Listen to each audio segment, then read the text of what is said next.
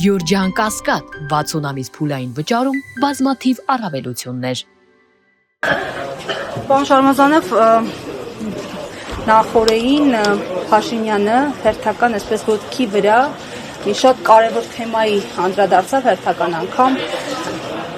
քանիկով Ալմատիից էր, այսպես ասած, խոսում, հողումներ անում, հիմա հասավ Բուդապեշտին եւ 3 նախագահների Արցախի հարցի լուծման բանաձևերին դժգոհ էր, ասաց, որ լուծեիք հարցը, փաստացի ստացվում է Փաշինյանը լուծել է հարցը եւ այդ հերվից է, այսպես ասած, նայում թեմային, ձեր գնահատմամբ, թեև ես տեսա, որ դուք մի քանի անդրադարձեր արդեն արել եք Facebook-ում,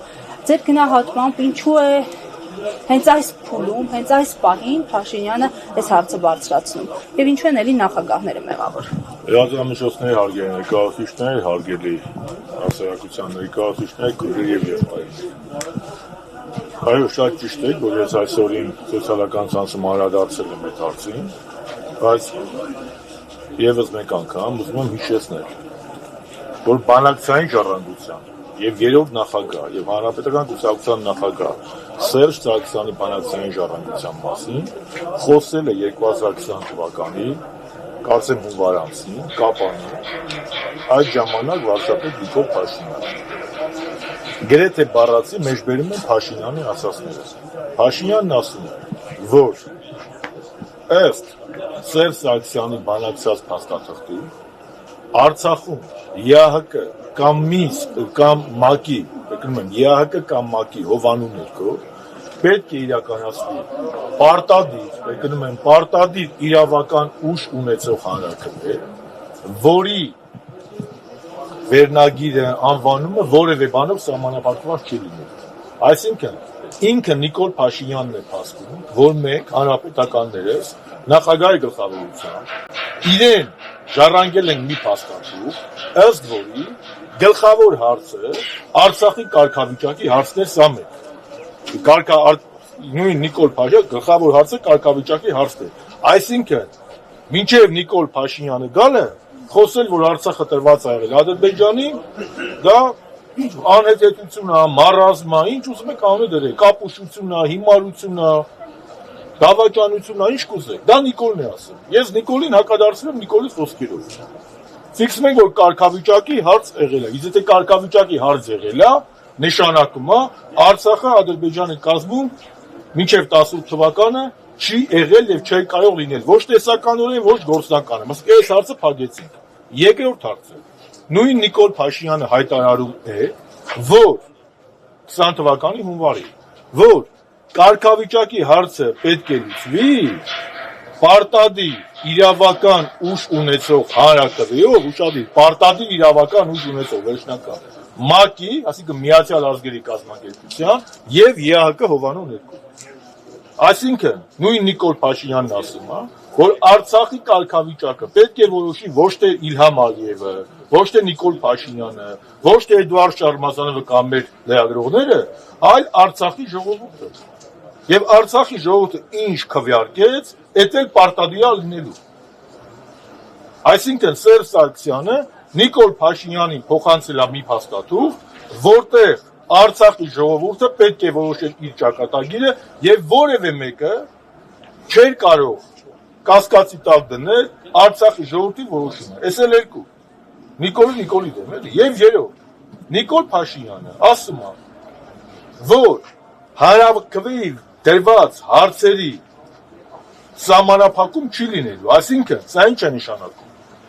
Սա այն հիմար թեզը, որ հանրաքվեի դրվելու էր Արցախի կարգավիճակը Ադրբեջանի կազմում ավտոնոմիա, դա էշություն է։ Նման բան չէ, նույն Նիկոլ Փաշինյանի ասելով, սահմանափակում չլինել նշանակում է, որ Արցախում իրականացվող հանրաքվեն վերնագիրը կարող է լինել եւ Արցախի անկախության, եւ Արցախի ընդհանուր Հայաստանի Հանրապետության միացում, դա Նիկոլն է ասում։ Ավելին, ասում է, մինչև հանրաքվեի, վերջնական հանրաքվեի կազմակերպումը Լաչին ու Քելբաջարի շրջանը մնալու էին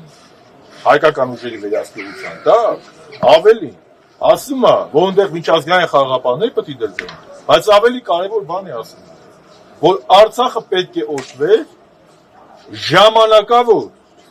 կարգավիճակով, որպեսզի ապահովեր Արցախի կենսագործունեությունը։ Իսկ Սերժ Սարգսյանի այդ ձայն միջանկյալ կարգավիճակն է։ Ավելին, դրանից հետո Նիկոլն ասում է, երբ Հայաստանի Հանրապետությունը ցանկանա, այսինքն արդեն ինքը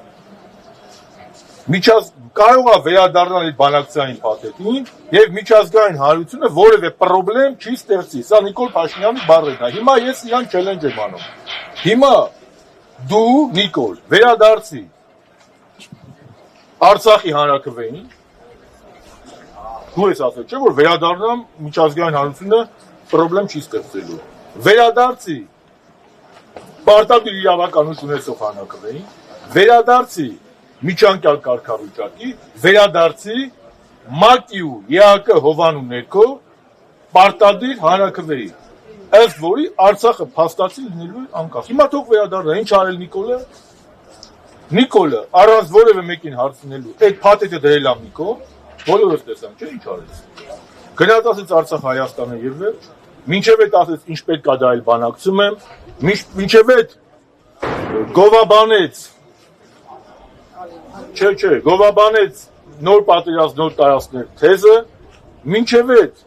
ասեց,